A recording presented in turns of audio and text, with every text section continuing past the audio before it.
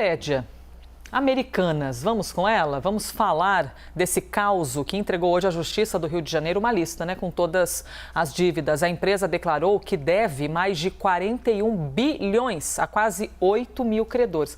Como é que esses credores dormem, hein? É isso que a gente fica pensando. A apuração desses números, aliás, segundo a apuração da Raquel Landim, mais da metade da dívida é com bancos.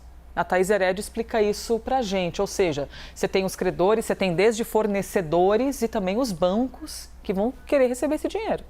Olha, bom, primeiro, super apuração aqui da nossa querida Raquel Landim, que está muito em cima desse caso da Americanas, e tem a lista que já está no nosso site, inclusive, a lista dos maiores devedores, desses credores apresentada pela Americanas. Vou aqui para o nosso telão para dividir com vocês os números que foram apresentados à Justiça. Elisa, olha lá.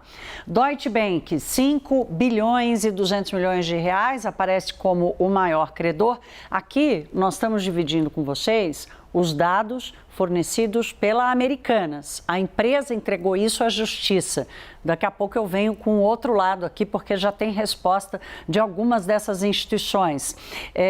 BTG Pactual, 3,4 bilhões declarados aqui pela Americanas. Aqui tem uma inconsistência, já abusando do trocadilho, porque o próprio mercado esperava que fosse menos de 2 bilhões de reais. Era ali um valor que o BTG já vinha, inclusive, compartilhando com o mercado. Outro valor que chamou a atenção, Banco Votorantim, está aqui na lista da Americanas, 3,3 bilhões de reais. O valor total das dívidas com os bancos dá pouco mais de 22 bi, segundo a Americanas, e o valor total das dívidas, 41,2 bilhões de reais. Não é só com o banco, é com várias outras empresas, com empresas, inclusive, prestadoras de serviços. Vamos dar uma olhada aqui na outra tela, a natureza das dívidas, que era a outra obrigação que a Americanas tinha que cumprir nessa apresentação dessa etapa do processo de recuperação judicial. Então, ela tem dívida com bancos, com empresas de tecnologia, software e prestação de serviços e também de equipamento, fabricantes e fornecedores, aqueles que vendiam através da Americanas, editorias de livros, funcionários, ou seja, tem dívida trabalhista, órgãos públicos, estados e municípios. Esses números que a Raquel traz para a gente chamam a atenção ali por um dado seguinte: tem banco público na lista dos credores da Americanas, mas eles têm uma parcela muito menor do que os outros bancos apresentaram. Aqui a inconsistência está no seguinte: eu conversei agora há pouco com o Carlos Daltoso, que é analista de empresas da Eleven Financial. Ele disse: Thaís, essa lista mais confundiu do que esclareceu.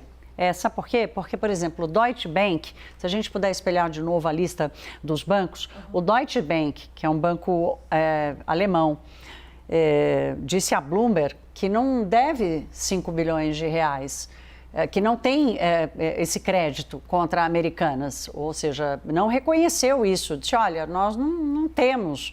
A Americanas não tem essa dívida com a gente. O Banco BV, o Votorantim, soltou um comunicado dizendo: não, nossa dívida não é de 3 bilhões, como eles botaram lá. A dívida deles com a gente é de 246 milhões de reais. Então, segundo o Daltoso, há uma preocupação aqui do que realmente se a Americanas tem essa conta lá, de acordo, depois de ter passado um dobrado aí com a inconsistência contábil total do balanço. Será que ela sabe exatamente para quem ela deve e quanto? E a natureza da dívida também está clara? Então, segundo o Daltoso me dizendo, é isso, assim, mais confundiu do que esclareceu, ou seja, vem aí cenas dos próximos capítulos. É muito dinheiro, hein? Imagina, as dívidas são todas mais de 1 bi, né? Nenhuma, pelo menos com os bancos que aparecem ali, nenhuma é abaixo de 1 bilhão. Só para ter uma ideia, o valor de mercado da Americanas era de 11 bilhões de reais antes da crise, de 9 de janeiro, e hoje vale menos de 1 bilhão.